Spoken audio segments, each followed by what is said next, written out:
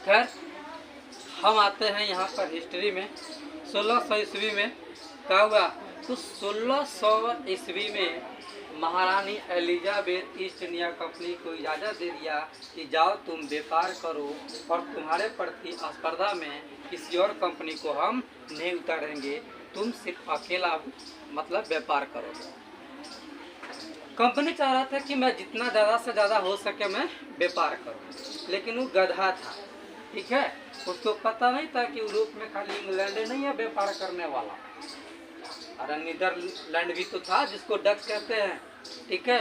वो डच भी भारत में आया, पुर्तगाल भी आया, वास्को डी गामा 1498 में आया ना। अब इसको जब मिल गया इजाज़त कि जाओ तुम अकेला ही व्यापार करोगे, तो ये क्या किया? तो ये बेचारा भारत में आ गया, भारत के बंगाल में 1651 में, ठीक है। कब आया? 1651 में आया, और वो भी बंगाल में आया, और जो हुगली नदी है उसी के बगल में एक फैक्ट्री डाला। लेकिन गजब की कहानी है, कहानी तनी बाद में बताएंगे, अभी तनी सिर्फ सुनना। जब वो आया तो वहाँ के जो नवाब थे, उस नवाब से कहा कि सर, हम यहाँ एक छोटा सा फैक्ट्री लगाने चाहते हैं, एक छोटा सा फैक्ट्री लगाना चाहते हैं, अब थोड़ा सा ज़मीन अगर दे देते ना तो हम यहाँ अपना फैक्ट्री लगा लेते और दूधी हुआ कमा लेते, ठीक है। अब वहाँ के जो नवाब थे उसको बड़ा माया लगा, कहा कि अरे तू इतना कल्पो नहीं, तू इतना रो नहीं, टेंशन मत लो, हम तुमको ज़मीन दे रहे हैं, ठीक है। ज़मीन दे दिया, फैक्ट्री लग गई, ठीक है। 1733 में किसी बंगाल के नवाब ने लिखा था। कब? 1733 में बंगाल के कोई नवाब ने लिखा था कि जब ईस्ट इंडिया कंपनी जब भारत में आया, ठीक है, तो वो फैक्ट्री लगाने के लिए छोटा सा भूमि के टुकड़ा के लिए वो भारत के राजाओं के सामने जो गिरगिरा रहा था कि हमको थोड़ा सा ज़मीन दे दो, थोड़ा सा ज़मीन दे दो, हमें सब यहाँ पर फैक्ट्री लगाना चाहते हैं, ठीक है। लेकिन हमको क्या पता था कि हम इसको थोड़ा सा ज़मीन देंगे तो ये हमारा नवाब मतलब हमारा जो इलाका है वो पूरा हमसे छीन लेगा। लिया तो था छोटा सा ज़मीन का ही टुकड़ा, लेकिन छोटे से ज़मीन के टुकड़ा को लेकर के पूरे इंडिया पर अपना कब्जा कर लिया, ठीक है। तो भारत में कब एंट्री मारा? 1651 में आया, हुगली नदी के किनारे बंगाल में, ठीक है। वो जो अपना जो फैक्ट्री लगाया, उस फैक्ट्री में जो है, उस फैक्ट्री में एक वेयर हाउस था। जो फैक्ट्री बनाया था अपना, उस फैक्ट्री में क्या था? तो एक वेयर हाउस था, और वेयर हाउस में जितने भी जो सामान बेचने वाले हैं, यानी कि जो सामान मेरे को बेचना है वो सारा सामान उठा करके वेयर हाउस में रखा जाता था, ताकि जब भी मतलब ग्राहक है तो यहाँ से उसको बेच दिया जाए। अच्छा, कंपनी क्या खुद बेचने जाती थी? नहीं, वहाँ से व्यापारी लोग उठा करके सामान ले आते थे। जैसे हमारे यहाँ जो छोटे व्यापारी है वो बड़े व्यापारी से सामान खरीदते हैं, वैसे उस फैक्ट्री से जो व्यापारी लोग तो सामान खरीद करके बेचा करते थे। तो उसमें क्या था? वेयर हाउस था जिसमें बेचने वाले सामानों को रखा जाता था। दूसरी बात, उसमें एक ऑफिस था जहाँ पर उस दफ्तर में जितने भी काम करने वाले ऑफिसर थे वो सभी लोग उसी दफ्तर में बैठा करता था, ठीक है। और तीसरी बात कि उस फैक्ट्री में जो व्यापार करने वाले थे, जो व्यापार करते थे, उनको फैक्टर कहा जाता था। ये भी ध्यान रखना, ठीक है। क्या कहा जाता था उनको? फैक्टर। कोई दिक्कत नहीं। वेयर हाउस था जहाँ पर जो है मतलब बेचने वाले सामानों को जमा रखा जाता था, जमा किया जाता था, ठीक है। और एक दफ्तर थी जहाँ पर उस फैक्ट्री में काम करने वाले सभी ऑफिसर लोग जो है बैठा करते थे। और वहाँ पर जो है जितने भी जो व्यापारी थे, जो व्यापारी वहाँ से सामान ले जाते थे, हम उनको फैक्टर कहते थे। क्या कहते थे उनको? फैक्टर। ये सब फैक्टर सब है। जितना जो सामान खरीद करके ले जा रहा है, जो व्यापार कर रहा है यहाँ से सामान ले जा करके, वो सब क्या है? फैक्टर, ठीक है। अब जो है वो जो दफ्तर था वहाँ पर, जो फैक्ट्री जो बनी थी, अब धीरे धीरे उससे ज़्यादा व्यापारी लोग सामान खरीदने लगा। उससे व्यापारी लोग जो है ज़्यादा सामान खरीदने लगा। आज ज़्यादा जब सामान खरीदने लगा तो अक्सर हम लोग यही सोचते हैं कि जहाँ से हमारा काम धाम नज़दीक पड़ता है हम वहीं पर जा कर के बस जाते हैं। तो जो व्यापारी लोग था उन लोगों का काम धंधा फैक्ट्री के आसपास रह कर के बढ़िया से हो जाता था और आसानी से हो जाता था, ज़्यादा परेशानी उन लोगों को नहीं हुआ करती थी। तो उन लोगों ने क्या किया पता है, जो व्यापारी थे वो सब लोग धीरे धीरे आ करके क्या करने लगे, तो धीरे धीरे आ करके उस दफ्तर के उस फैक्ट्री के आसपास जो है बसने लगे। यानी कि अपना एक जो है अपना एक कस्बा बना लिया, एक मुहल्ला बना लिया, एक बस्ती बना लिया। ठीक है, क्या बना लिए, एक बस्ती बना लिए। जाइए सर, ठीक है। अब क्या होता है, 1696 में कंपनी क्या करने लगा, जो फैक्ट्रियाँ जो लगाया था अब वो राजा महाराजा की तरफ किला बंदी करवाने लगा। क्या मतलब बात समझ रहे, अपना किला बनाने लगा कि ये जहाँ तक मैं घेर रहा हूँ ना ये सारा मेरा है, इसमें कोई दूसरा नहीं आएगा और इसमें मैं जो चाहूँगा वही होगा, मैं जो चाहूँगा वही होगा। ऐसा सोचने लगा और ऐसा सोच करके 1696 में क्या किया, तो किलाबंदी करवाना शुरू किया। क्या किया, किलाबंदी मतलब करवाना जो है वो शुरू कर दिया। लेकिन ध्यान रखना, जब वो किलाबंदी जब करवाना शुरू किया ना तो खाली अपना फैक्ट्रिया का किलाबंदी नहीं करवा रहा था, वहाँ जितना जो लोग आसपास बैठा था उस सब को यानी कि उस पूरे बस्ती सहित जो है उस फैक्ट्री का किलाबंदी करवाने लगा। अब वहाँ के जो नवाब थे उसको अभी बात खटकने लगा, अरे जे हमारा से जमीन के टुकड़ा मांग रहा था कि सर तो क्या जमीन देना दीजिए, हम व्यापार करना चाहते हैं, थोड़ा सा जमीन दे दीजिए, हम व्यापार करना चाहते हैं। वो राजा की तरह अपना किलाबंदी करवाना शुरू कर दिया, राजा की तरह अपना किला लगवाना शुरू कर दिया। वहाँ के जो नवाब थे बंगाल के, उन नवाबों को अभी बात थोड़ा अजीब लगने लगा कि वास्तव में यह यहाँ पर व्यापार ही करने आया है या कुछ और करने आया है। लेकिन अभी तक जो है कोई सुनवाई नहीं था, उतना किसी को फिक्र नहीं थी, थोड़ी मोड़ी बात खटकता था। और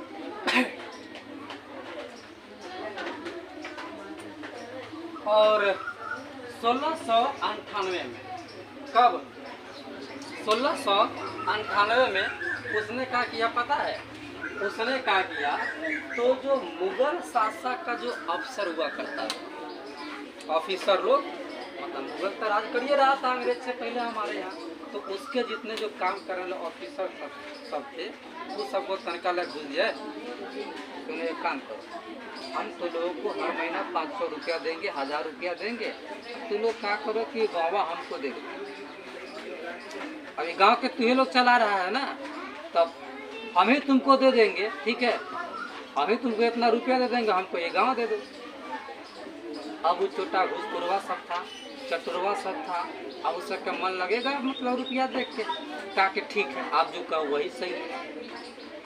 3 गो गांव जो है ना वो घूस दे के ले लिया, कौन, वही फैक्ट्री। 3 गो गांव के, बंगाल के 3 गो गांव को घूस दे कर के ले लिया। और उस गांव में एक गांव था कालीकत्ता, जो बाद में बना कलकत्ता और अब है कोलकाता। ठीक, उस समय मुगल शासक था औरंगजेब। कौन था, औरंगजेब। अभी सब जो फैक्ट्री लगाया था ये गया कहाँ, औरंगजेब के पास। और आपको पता है ना, औरंगजेब मुगल वंश का अंतिम सबसे ताकतवर शासक था। कौन, औरंगजेब, जो अपने बाप को भी नहीं छोड़ा था। औरंगजेब अपने बाप को भी नहीं छोड़ा था, अब ताकतवर और खतरनाक राजा था। अब अंग्रेजवा सबको थोड़ा सूझबूझ से इसका काम लिया। आई सब जो है ना राजनीति खूब खेला, आई सब राजनीति ऐसा खेला ना कि भारत के राजनीति करने वाले भी नहीं समझ पाए। अब देखो ये सब औरंगजेब के पास गया, कहा कि हुजूर आप चाहो तो हम यहाँ पर अपना बिजनेस फैला सकते हैं। औरंगजेब कहा कि जब तू हमारे पैर जब पकड़ कर जब तू गिराइए रहा है, जब तू भीखे मांग रहा है, तब बोलो क्या चाहिए, ठीक है, बोलो क्या चाहिए। फिर कहा कि हुजूर आप एक काम कीजिए ना कि आप जो है एक फरमान जारी कीजिए, ठीक है, यानी कि एक आदेश दीजिए, एक ऑर्डर पास कीजिए कि हम जो हमारी जो फैक्ट्री है वो आपको बिना टैक्स दिए यहाँ पर व्यापार करें। और अजय का नारे बुरवा खानी यहाँ जितना व्यापार करता है वो सब टैक्स देता है, पूरा बिना टैक्स देने में व्यापार कैसे करने दे। तो हुजूर आप देख रहे हैं ना, अब ये बहुत छोटा है, हमारे पास कुछ अभी है, जब बड़ा हो जाएगा तो आपको हम टैक्स देंगे, जब बड़ा हो जाएगा ना तो ठीक है, अभी फिलहाल आप जो है माफ़ कर दीजिए, तो बिना टैक्स दिए व्यापार कर दीजिए। और अजय का अरे बुरवा तू इतना नहीं हो, तू जाओ, ठीक है, जाओ जाओ जाओ, आज से तू मतलब बिना टैक्स दिए, बिना तो शुल्क दिए तो आज से व्यापार करो। अब बंगाल के जो नवाब था, बंगाल का जो नवाब था, अब तो ये फैक्ट्री टैक्स देवे नहीं करेगा। अब पता है उस फैक्ट्री में काम करने वाला ऑफिसर सब, उस फैक्ट्री से सामान ले जा करके बेचने वाला व्यापारी लोग सभी बंगाल के नवाब को टैक्स देना बंद कर दिया, सब बंगाल के नवाब को टैक्स देना बंद कर दिया, ठीक है। और उस समय बंगाल के नवाब था मुर्शिद कुली खान। कौन था? मुर्शिद कुली खान। अब कुली खान का अरे तेरी हन, अरे पहले टैक्स इतना आबे रहा, अब टैक्स इतने कहे आबे थे। अब ओकर जो मुंशी जी था का हुजूर आपको नहीं पता है कि जाके ना औरंगजेब के पास ये गिरा है, इसको टैक्स नहीं देना ही माफ कर दिया। अच्छा पता है आपको औरंगजेब साहब खाली इसको बोला है टैक्स नहीं देने के लिए, हमें जितना जो ऑफिसरवा काम करता है सब टैक्स नहीं दे रहा है, और जितना जो बेपरियावा है ना वो टैक्स नहीं दे रहा है। कह रही तेरी के ऐसा कैसे भेले रे, हम तो उसको बोलवे नहीं किए हैं।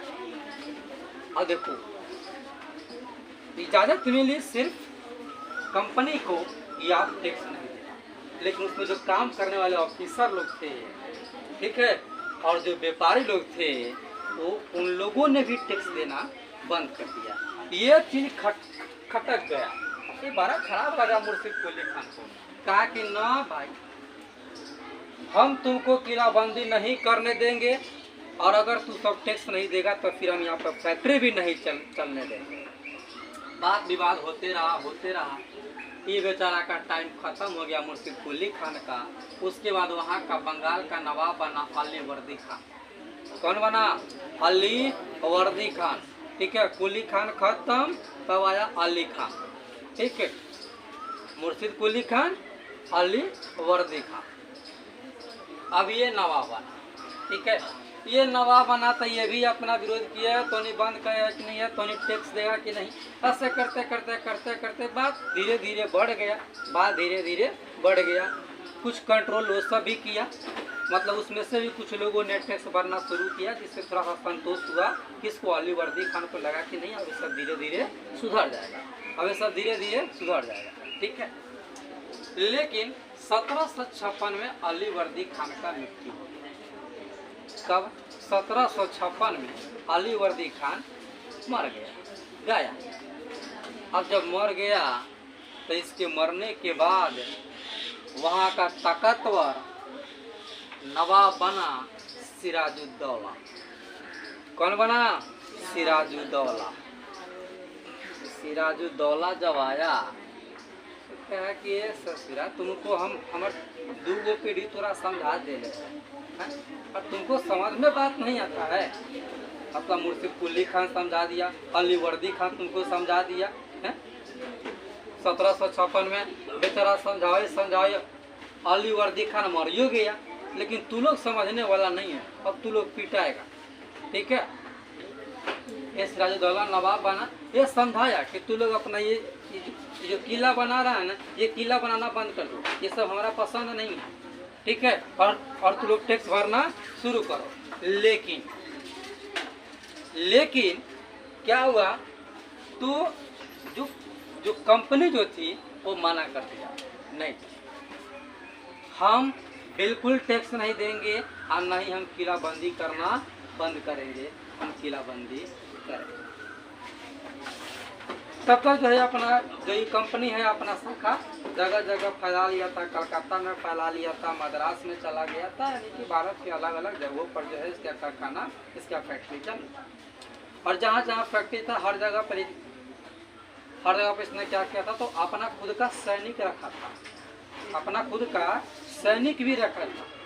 अच्छा, एक सोचने वाला बात यही है, मतलब इन नवाबों को डाउट इसी बात पर हो जाता है कि तुझसे व्यापार करने आया है, तो जब व्यापारी बन करके आया है तो फिर तुमको किलाबंदी करने की क्या जरूरत है?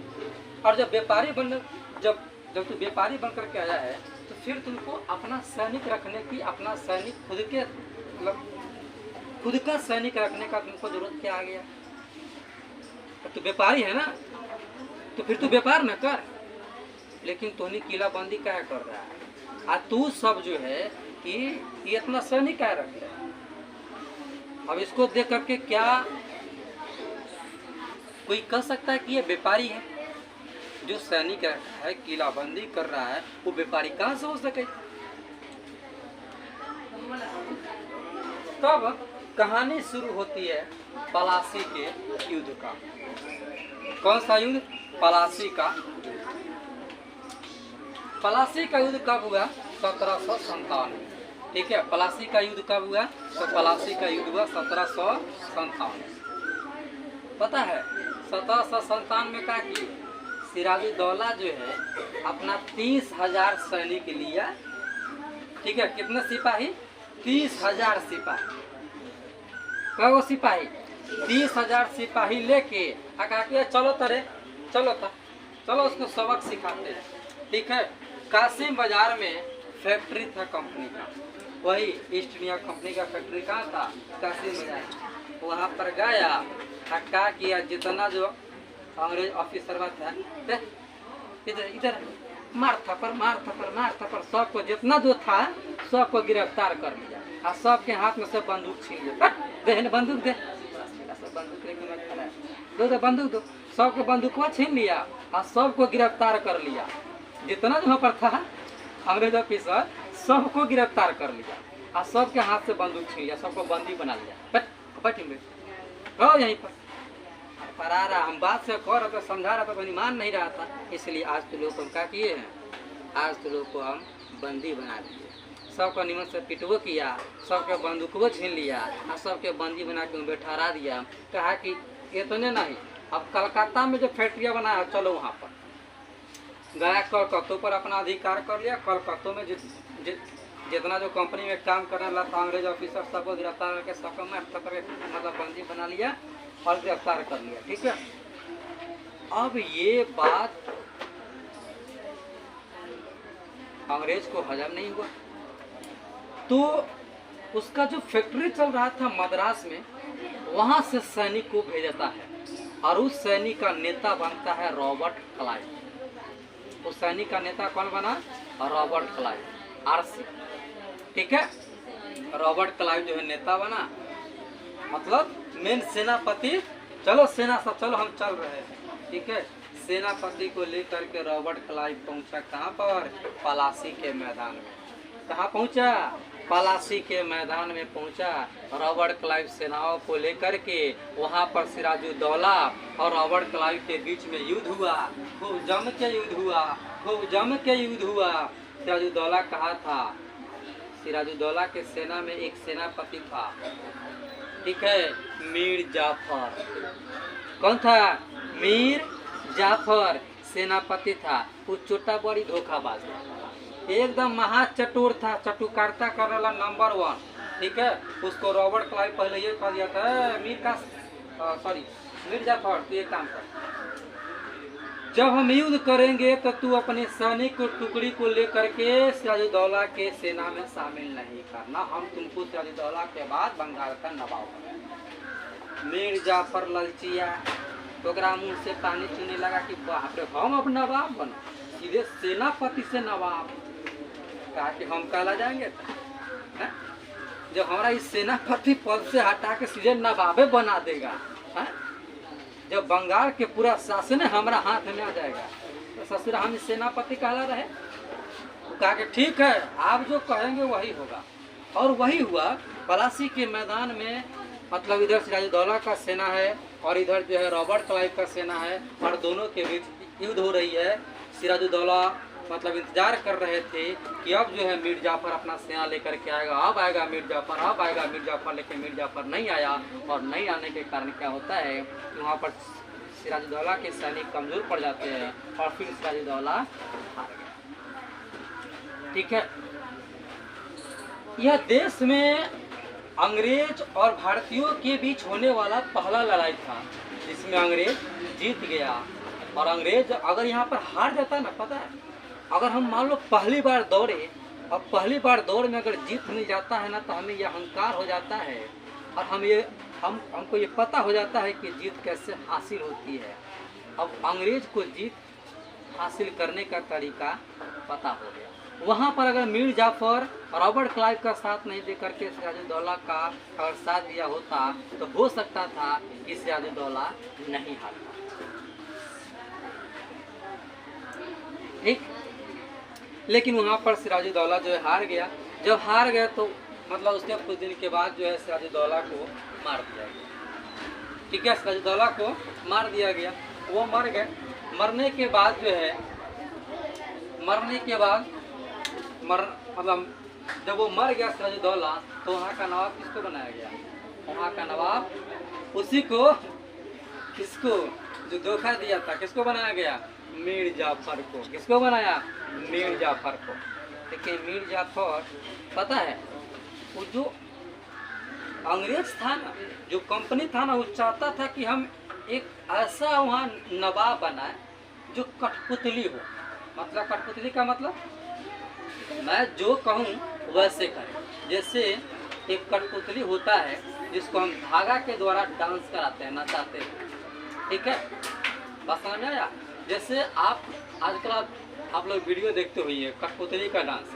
एक आदमी क्या करता है ना कि बीच में मतलब दो बांस लगी है, कंधे पर लटका लेते हैं और एक कठपुतला आगे है और एक कठपुतला पीछे है और खुद जो है ऐसे ऐसे हाथ अपना चला करके, पैर चला करके जो है वो कठपुतला का डांस कराते हैं। सब देखे होइएगा या देखे।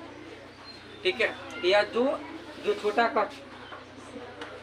कठपुतली जो होता है उसको हम धागा के माध्यम से उसको नचाते हैं। ठीक है, डांस करेगा तो बिल्कुल तुम्हारे तरह डांस करेगा। ठीक है, तो ये जो कंपनी था ये चाह रहा था कि मेरे को कठपुतली जैसा ही एक नवाब चाहिए, यानी कि मैं जो कहूँ वही करेगा। मीर जाफर को बना दिया, मीर जाफर चल आज से तू नवाब हो। मीर जाफर जब नवाब हो गया तो उसके नवाब बनने के बाद कंपनी जो है वहाँ के जो लोग थे उसके साथ अच्छा व्यवहार नहीं कर रहा था, लोगों के साथ जो व्यवहार कर रहा था, दुर्व्यवहार कर रहा था। अब लोगों ने शिकायत किया कहाँ पर? तो नवाब के पास कि सर ये जो कंपनी है ये हम लोगों को लूट रही है, हमें बर्बाद करने पर लगी हुई है। अब मीर जाफर को थोड़ा सा ये बात अलग लगा कि भाई हम कंपनी के अंडर में है, मान लिए कंपनी जो कहेगी मेरे को करना है, लेकिन जब ये जनता ही मुझसे खुश नहीं रहेगी, मतलब झूठों के दिखावा तो कम से कम करने वाला है कि हाँ मतलब जनता को लोग ना मीर जाफर जो कंपनी का आदमी ना है, मीर जाफर जनता के लिए काम करने वाला। दिखावा कम से कम दिखावा भी तो करने के लिए तो आप मतलब हमें कुछ भी तो रुपया दीजिए जिससे मैं जनता में काम करूं, ताकि जनता को भी लगे कि नवाब बिल्कुल सही है, अच्छा नवाब है, बढ़िया नवाब है। क्या कुछ तो आप दो हमको। कंपनी का है बुढ़वा खानी, हम तो बनावे किए हैं इसीलिए कि तू हमारा विरोध नहीं करो। मीर जाफर का ना हम तो विरोध करेंगे, कम से कम जनता के सामने तो हमारा मतलब छवि, हमारा मान प्रतिष्ठा बचा रहना चाहिए है? नहीं तो मतलब हम तो वही बन जाएंगे नाच का जोकर, कोई इधर से मारेगा कोई इधर से मारेगा। कंपनी का तू हट भाग। मीर जाफर को नवाब से हटा दिया। ठीक है, और उसके बाद मीर कासिम को नवाब बनाया। किसको बनाया?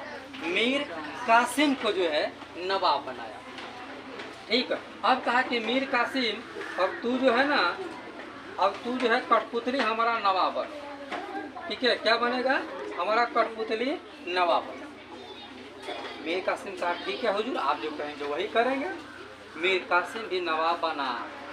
उसके भी मन में था। अब अच्छा ये बताओ किसके मन में नहीं होता कि मैं जब गद्दी पर बैठा हूँ तो कम से कम जनता को तो ये ये बात लगनी चाहिए ना कि हाँ मतलब मेरा जो नवाब है, मेरा जो मंत्री है, मेरा जो विधायक है, मेरा जो सांसद है, वो मतलब मेरे लिए काम करते हैं, ऐसा लगना चाहिए ना।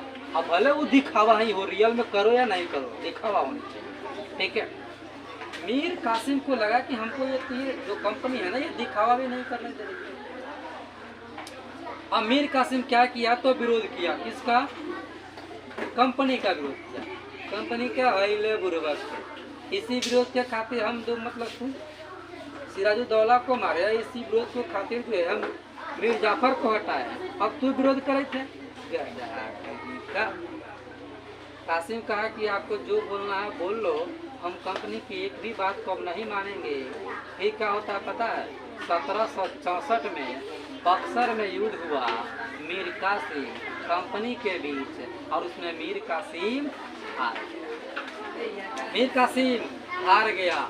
मीर कासिम हारा, मरा, हार गया, मर गया, ठीक है। मीर कासिम मर गया बक्सर के युद्ध। फिर दोबारा से क्या किया गया, मीर जाफर को ही बंगाल का नवाब बनाया गया। मीर जाफर को ही बंगाल का नवाब बनाया। मीर कासिम हार गया, मर गया, ठीक है। मीर जाफर को फिर से वहाँ का नवाब बनाया गया। मीर जाफर बेचारा बुढ़ा गया था। क्या हो गया? मीर जाफर बुढ़ा गया। तो बुढ़ाने के बाद 1765 में, यानी कि 64 में तो फिर वो नवाब दोबारा बनवे किया।